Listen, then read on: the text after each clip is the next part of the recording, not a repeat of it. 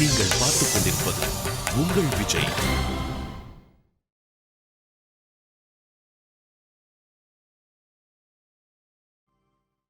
இத்தனை நாள் ஏன் மருமகன்னு நான் பெருமையா சொல்லிட்டு இருந்தேன். அதனால எனக்கு இவ ஒரு நல்ல பாடம் கத்து கொடுத்துட்டான்.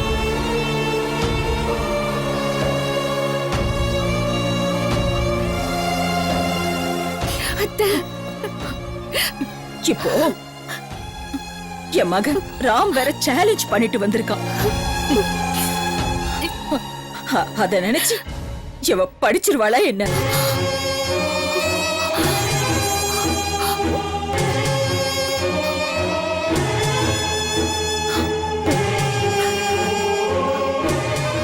வேண்டாம் ராம், தப்பான முடிவெடுத்திருக்க.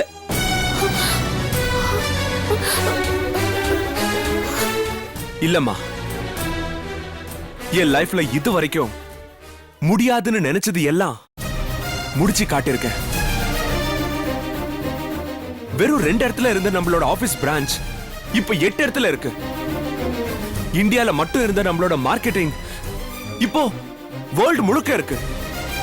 ஒவ்வொரு இன்டர்நேஷனல் கம்பெனியும் இந்தியாவுல பிசினஸ் பண்ணா நம்ம கம்பெனி தான் கான்ட்ராக்ட் கொடுக்கறாங்க. ஏன்னா நம்ம கம்பெனிக்கு அந்த மாதிரி ஒரு நல்ல பேர் இருக்கு. இந்த 6 வருஷத்துல நம்ம கம்பெனிக்காக நான் எவ்வளவு முயற்சி எடுத்திருக்கேன்னு உங்களுக்கு தெரியுமா? பெரிய பெரிய கம்பெனிங்க முன்னாடி சேலஞ்ச் பண்ணி ஜெயிச்சிருக்கேன். அது உங்களுக்கே தெரியும். அப்படி இருக்கும்போது இந்த விஷயத்திலையும் நான் தோத்துற மாட்டேம்மா, ஜெயிச்சே தீருவேன்.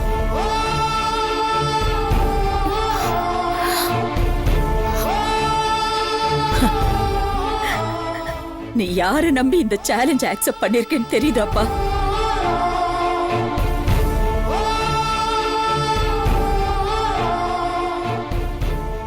தெரியும்.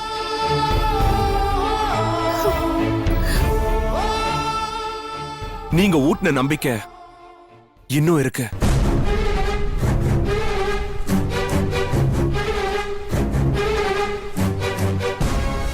நான் ஒரு வேலையை கையில எடுத்தேன்னா அந்த வேலை முடியற வரைக்கும் அது மேலதான் கவனமா இருப்பேன். இவ விஷயத்திலையும் அப்படிதான்.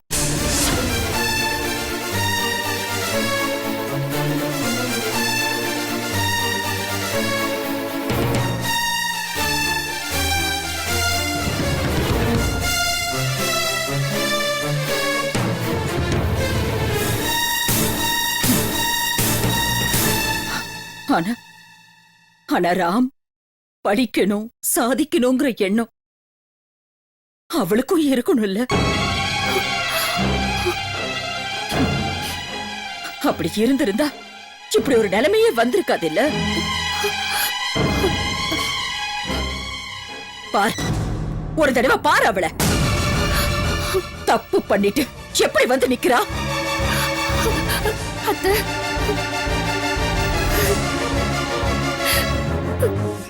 டேய், இவளா உன்னை ஜெயிக்க வைக்க போறா? கேளுடா அவகிட்ட. அந்த கெட்டிக்காரத்தோட அந்த நம்பிக்கை இருக்கான்னு கேளு.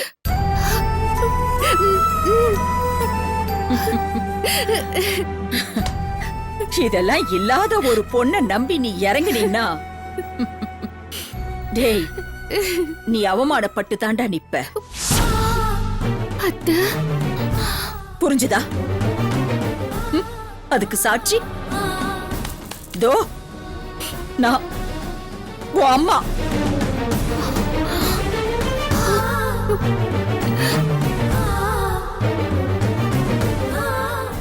அம்மா, அவளுக்கு எப்படி நம்பிக்கை வர வைக்கிறதுன்னு எனக்கு தெரியும்.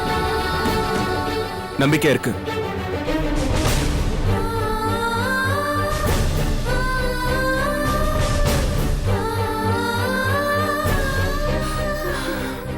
சீதா,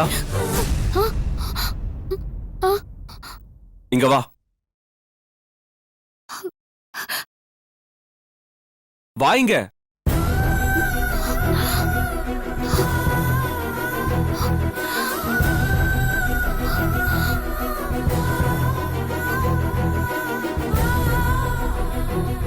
உண்மையை சொல்லு. உனக்கு படிக்கணும்னு ஆசை இருக்கா? இத்தனை நாள் இவங்க உன் மேல வச்சிருக்கிற நம்பிக்கையை நீ காப்பாத்துவியா? சொல்லு.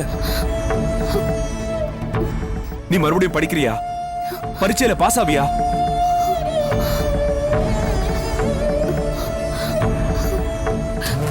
கடவுளே, சீதா படிக்க மாட்டேன்னு சொல்லணும். படிக்க மாட்டேன்னு சொல்லு. படிக்க மாட்டேன்னு சொல்லு. என்ன சொல்ற? படிக்கிறேங்க.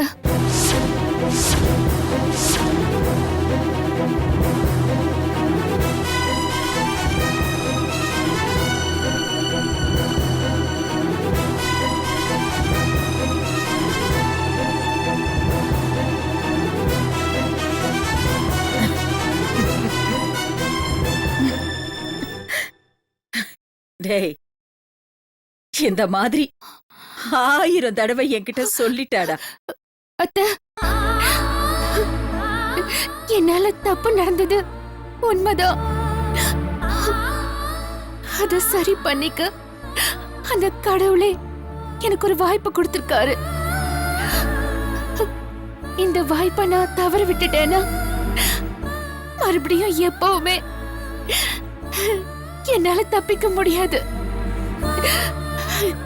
அத்தை, அத்தை, இந்த ஒரு தடவை என்ன மன்னிச்சுக்கோங்க. நான் பரீட்சை எழுதுறேன், பாஸ் ஆகுறேன். எழுதி உங்க எல்லாருக்கும் நல்ல பேரை எடுத்து கொடுப்பேன். சொல்றது ரொம்ப ஈஸி சீதா,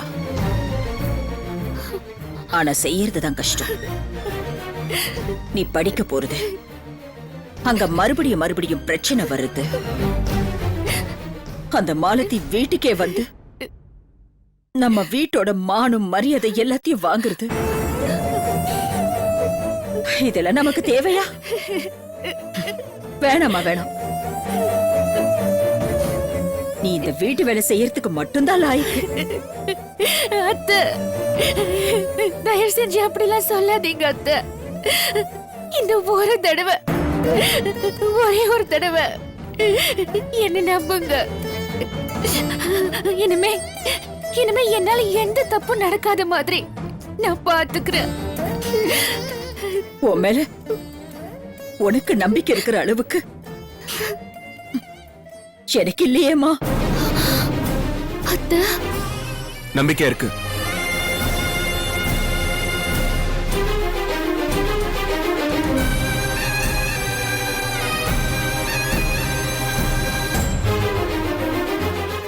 ஏன் மேல நம்பிக்கை இருக்கு. இனிமே இவளுக்கு நான் பாடம் சொல்லி கொடுக்கிறேன். இன்னும் 10 நாள்ல இவளை நான் தயார் பண்றேன்.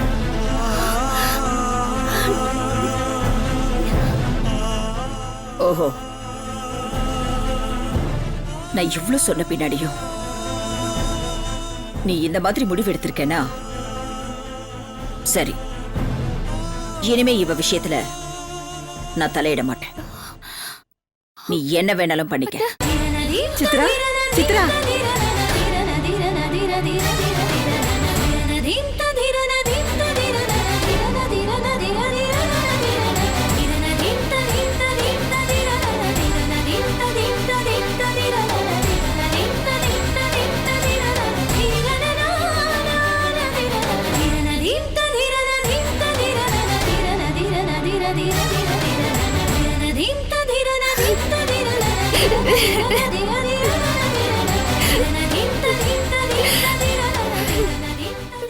ராம்,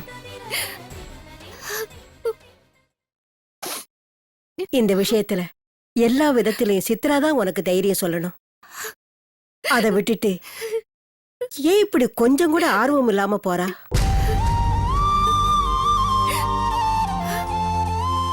பாட்டி, நீங்க அம்மாவை பத்தி கவலைப்படாதீங்க. அவங்கள நான் பாத்துக்கிறேன். சீதா, இனிமே உனக்கு எல்லாமே நான் தான்.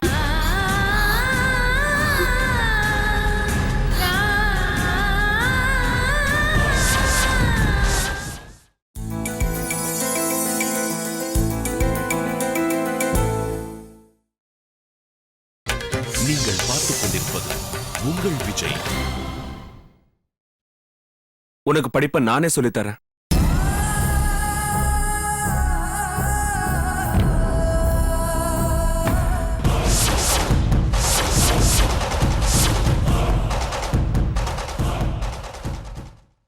வா.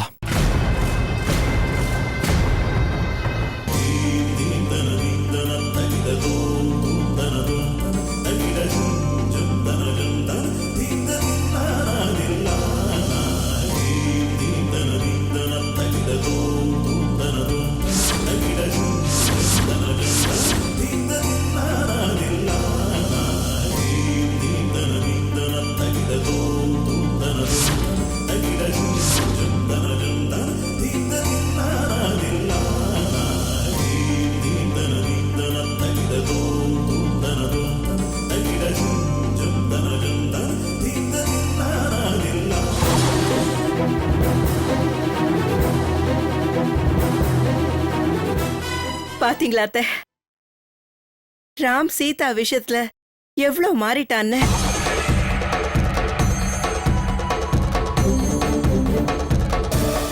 ஆமா சுமித்ரா, ரொம்ப சந்தோஷமா இருக்கு.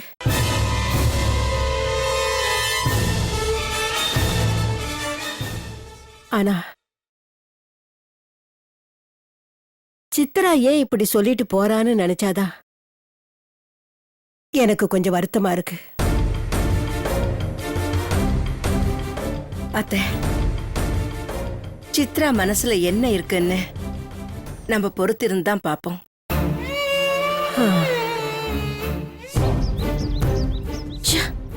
என்ன நடக்குது இந்த வீட்ல? ஒரே ட்விஸ்ட் மேல ட்விஸ்ட் வைக்கிறாங்க. அம்மாவுக்கு ஃபோன் பண்ணுவோம்.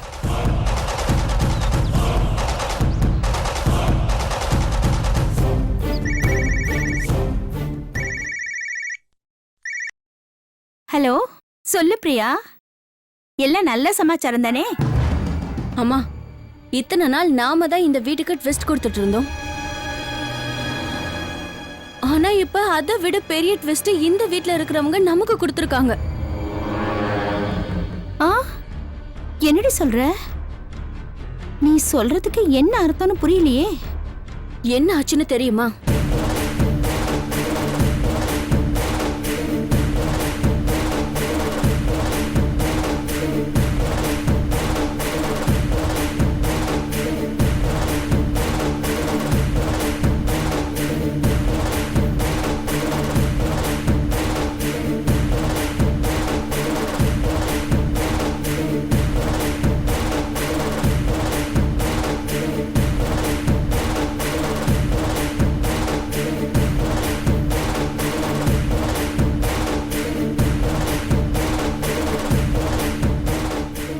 ஆமாமா, இப்ப என்ன பண்றதுன்னே தெரியல. ஏய், இதுவும் ஒரு விதத்துல நல்லது தானடி. சித்ரா தேவி, ராம் ரெண்டு பேரோட சப்போர்ட் இல்லாம யாராவது ஒருத்தரோட சப்போர்ட் தானே அவளுக்கு இருக்கு. இப்ப அவ ஹஸ்பண்டுக்கு சாதகமா இருக்கிறதா இல்ல அத்தைக்கு சாதகமா இருக்கிறதான்னு தெரியாம முழிக்க போறா. அம்மா, ராம் சீதா கூட இருக்கிறது சித்ரா தேவிக்கு சந்தோஷமா தானே இருக்கும். சந்தோஷமா தாண்டி இருக்கும். ஆனா அவங்க சந்தோஷத்தை எப்படி கெடுக்கிறதுன்னு எனக்கு நல்லா தெரியும். நீ எதுக்கும் கவலைப்படாத. அங்க என்ன நடக்குதுன்னு அடிக்கடி எனக்கு ஃபோன் பண்ணி சொல்லு. மத்தத நான் பாத்துக்கிறேன். ஆ, சரிம்மா, பை. ட்விஸ்ட் வைக்கிறாங்களா? ட்விஸ்ட்? அந்த ட்விஸ்ட் எல்லாம் தூக்கி சாப்பிடுற மாதிரி பெஸ்டா வைக்கிறேன் பாரு, ஒரு பஸ்ட். அப்ப தெரியும்.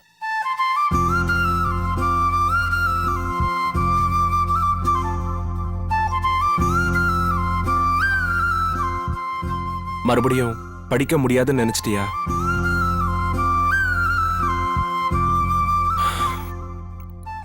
எடுத்துக்கிட்ட காரியத்துல உறுதியா இருக்கணும்.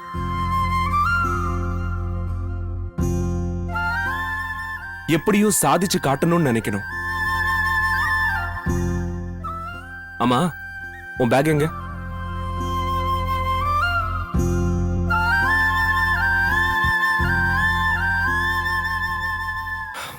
போய் எடுத்துட்டு வா. போ.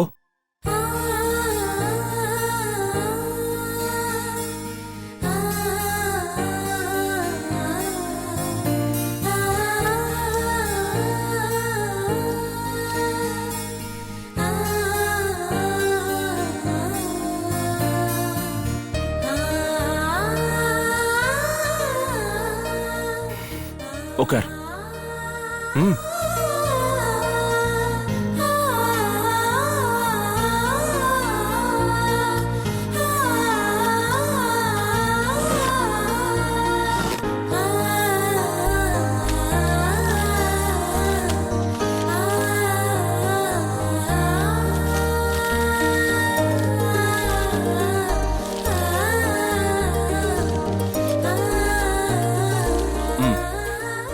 இதுல இருக்கிற எல்லாத்தையும் 20 தடவை எழுதி பாரு.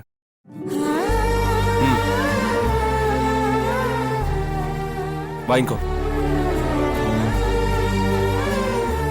நான் சாயங்காலம் ஆபீஸ்ல இருந்து வந்ததும் செக் பண்ணுவேன்.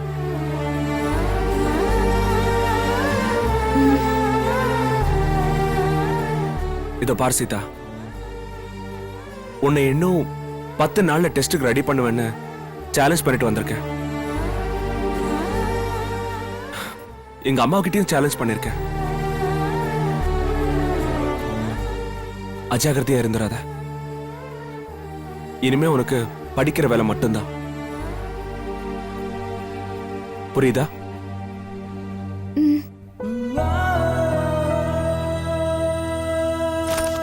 வரேன்.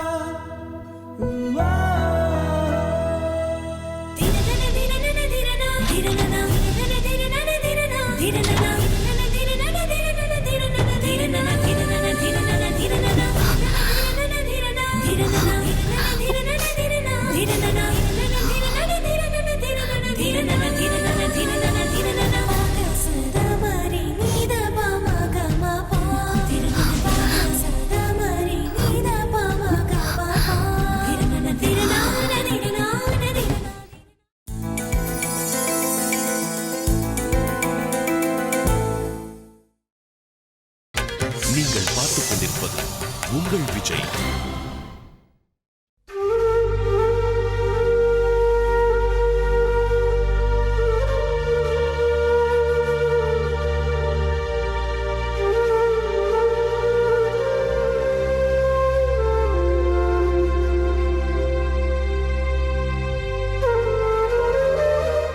இவளை வீட்டுக்கு கொண்டு வந்தது நீங்க. அவளை படிக்க அனுப்புனதும் நீங்க.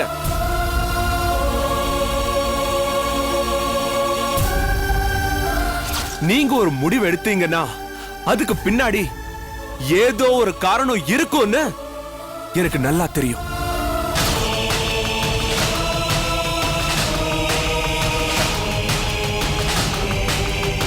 நீங்க ஒரு ஆளை நம்புனீங்கன்னா அவங்க எல்லா வேலையையும் சரியா செஞ்சு முடிப்பாங்கிறது அர்த்தம்.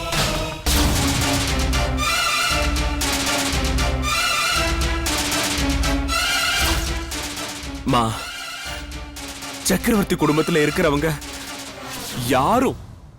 யாருக்கு முன்னாடியும் தோத்து போயிடக்கூடாதுங்கிறது தான் என்னோட ஆசை. எனக்கு அது சொல்லிக் கொடுத்ததோ நீங்க தான்மா.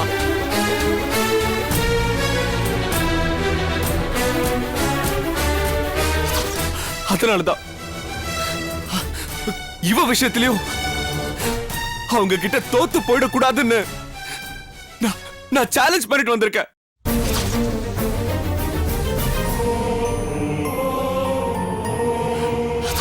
அம்மா அம்மா, நம்ம எல்லாரும் சேர்ந்து இவளை படிக்க வைக்கலாமா?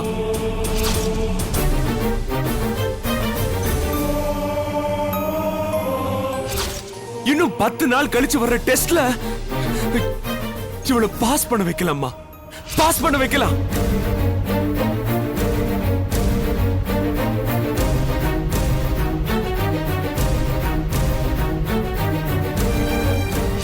ஆமாமா, அதுக்கு உங்க எல்லாரோட உதவி வேணும். உங்களோட உதவி தேவைம்மா.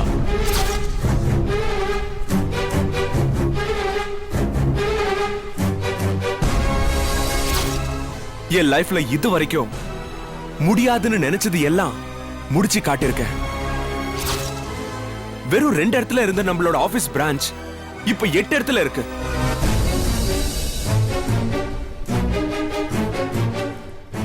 இந்தியால மட்டும் இருந்த நம்மளோட மார்க்கெட்டிங் இப்போ வேர்ல்ட் முழுக்க இருக்கு.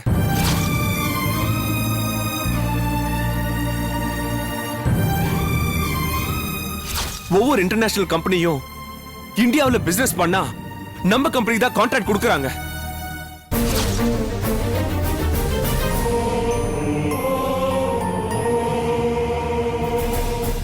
ஏன்னா நம்ம கம்பெனிக்கு அந்த மாதிரி ஒரு நல்ல பேர் இருக்கு.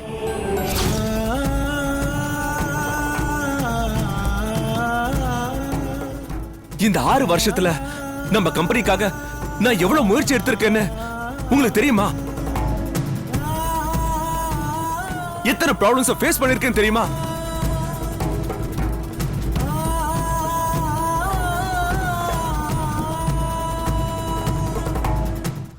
பெரிய பெரிய கம்பெனிங்க முன்னாடி சேலஞ்ச் பண்ணி ஜெயிச்சிருக்கேன். அது உங்களுக்கே தெரியும்.